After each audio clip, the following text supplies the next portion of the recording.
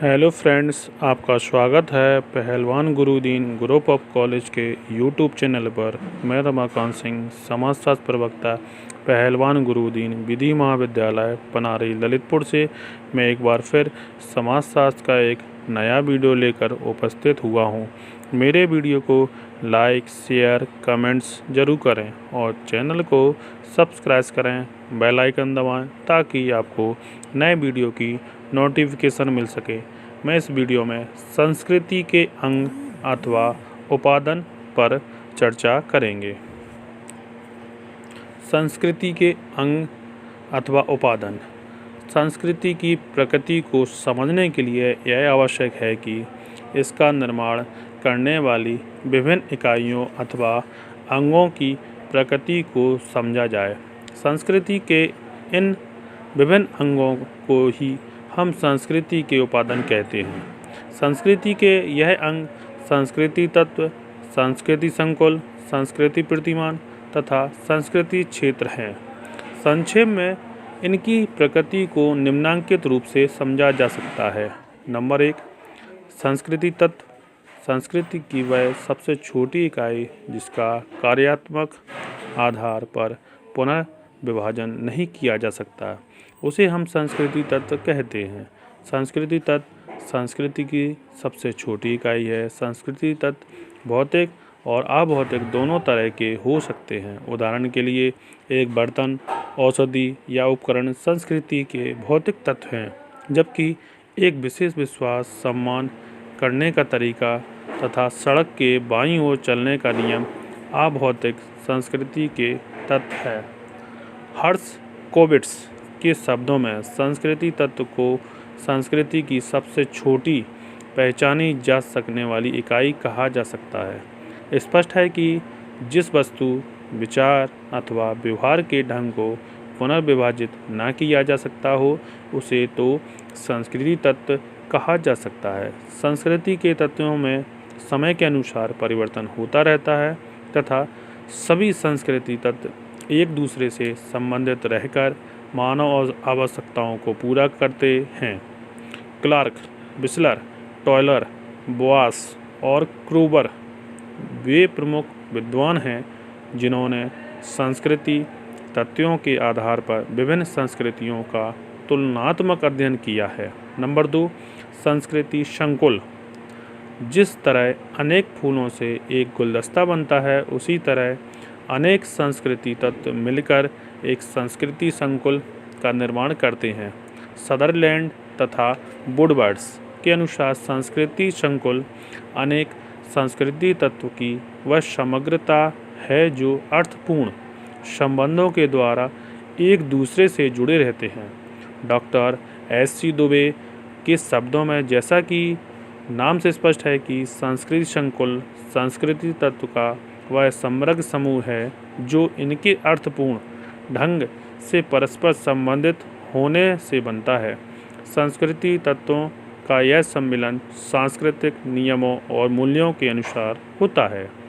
जब अनेक संस्कृति तत्व एक संस्कृति संकुल के रूप में व्यवस्थित हो जाते हैं, तब कार्यात्मक आधार पर वे व्यक्ति और समाज के लिए उपयोगी हो जाते हैं। उदाहरण के लिए, किसी भाषा के बहुत से शब्द मिलकर एक भाषा संकुल का निर्माण करते हैं।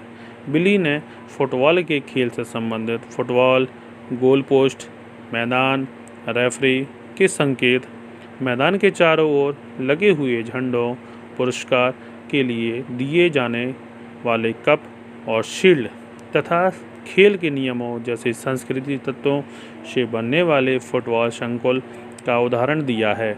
स्पष्ट है कि किसी संस्कृति का निर्माण करने में संस्कृति संकुल तुलनात्मक रूप से वह बड़ी इकाई है जो मानवीय आवश्यकताओं को व्यवस्थित ढंग से पूरा करती है। नंबर 3, संस्कृति प्रतिमान। रूथ बेनेडिक्ट ने अपनी पुस्तक पैटर्न्स ऑफ कल्चर में संस्कृति प्रतिमान की अवधारणा को स्पष्ट किया है। बेनेडिक्ट ने प्यूबलो, डोवू एवं क्वाकी उल जनजातियों की संस्कृतियों का अध्ययन करके यह बताया है कि जब अनेक संस्कृति संकुल एक विशेष ढंग से व्यवस्थित हो जाते हैं तब उनसे एक विशेष संस्कृति प्रतिमान का निर्माण होता है। इसका अर्थ है कि संस्कृति संकुल स्वतंत्र रूप से काम नहीं करते हैं। एक विशेष संस्कृति में प्रत्येक संस्कृति संकुल की एक विशेष स्थिति होती है। इस प्रकार जब अनेक संस्कृति संकुल मिलकर किसी संस्कृति की आधारभूत विशेषताओं को स्पष्ट करने लगते हैं तब संस्कृति संकुलों की इसी व्यवस्था को संस्कृति प्रतिमान कहा जाता है। भारत की संस्कृति में प्रारंभ, पुनर्जन्म, संचेत कर्म, भक्ति तथा ज्ञान आदि कुछ प्रमुख संस्कृति संकुल हैं जिनके मिलने से कर्म की सिद्धांत का निर्माण होता है। इस आधार पर कर्म का सिद्धांत एक विशेष संस्कृति प्रतिमान है जिसकी सहायता से भारतीय संस्कृति की प्रकृति को समझा जा सकता है। नंबर 4, संस्कृति क्षेत्र। एक संस्कृति क्षेत्र वह भौगोलिक क्षेत्र होता है जिसमें समान प्रकार के सांस्कृतिक तत्व, संस्कृति संकुल तथा संस्कृति प्रतिमान पाए जाते हैं।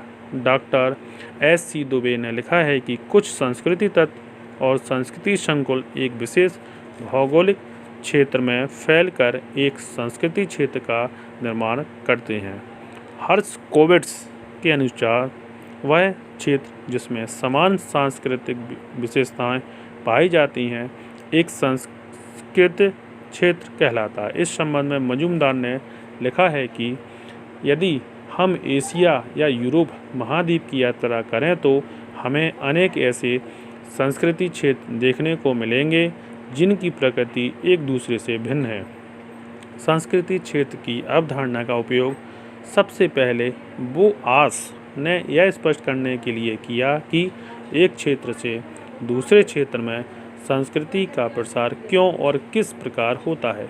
इसके बाद क्लार्क विस्लर ने रेड इंडियन जनजाति की संस्कृति का अध्ययन करके इसे 15 संस्कृति क्षेत्रों में विभाजित किया तथा संस्कृति क्षेत्र की अवधारणा को व्यवस्थित रूप से विकसित किया।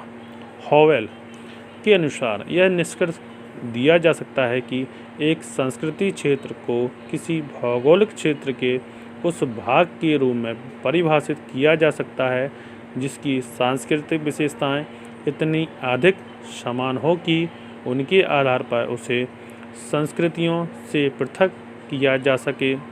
उस क्षेत्र से बाहर की समाज को हम सामाजिक संबंधों की व्यवस्था के रूप में परिभाषित करते हैं।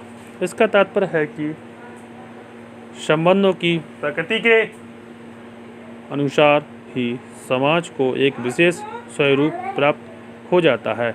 विभिन्न समाजों में यह संबंध एक दूसरे से अत्यधिक भिन्न होते हैं। किसी समाज में संबंध प्राथमिक और व्यक्तिगत होते हैं तो कहीं द्वितीयक और अव्यक्तिगत संबंधों की प्रधानता मिलने लगती है। कुछ समाजों में संबंधों का आधार व्यक्तिगत स्वार्थ होते हैं तो अनेक दूसरे समाजों में समूह कल्याण की तुलना में व्यक्तिगत हितों को कोई महत्व नहीं दिया जाता है। एक विशेष समाज में पारस्परिक संबंधों का रूप क्या होगा यह संस्कृति के द्वारा ही निर्धारित होता है। उदाहरण के लिए भारतीय संस्कृति के पुरुषार्थ, ऋणों तथा कर्म की अवधारणा को प्रधानता देकर इस प्रकार के विश्वासों को प्रोत्साहन दिया है जिससे भारतीय समाज में आज भी व्यक्तिवाद की अपेक्षा सामूहिकता पर आधारित संबंधों को अधिक महत्व दिया जाता है। दूसरी ओर पश्चिम की संस्कृति भौतिकतावादी होने के कारण वहाँ अव्यक्तिगत, द्वितीयक और निजी स्वार्थों पर आधारित संबंधों को प्रोत्साहन मिला है। किन्हीं विशेष दशाओं में जब कभी भी सांस्कृतिक मूल्यों में परिवर्तन होता है तब वहाँ सामाजिक संबंधों की व्यवस्था में भी एक स्पष्ट परिवर्तन दिखाई देने लगता है। सामाजिक एकीकरण की एक ऐसी विशेषता है जो एक ओर लक्ष्यों में समानता उत्पन्न करके समाज को संगठित बनाती हैं तो दूसरी ओर संघर्षों की संभावना को कम से कम करके सामाजिक विकास में योगदान करती हैं। संस्कृति की इस तत्व का निर्धारण करती हैं। समाज में सामाजिक एकीकरण की प्रकृति और सीमा क्या होगी?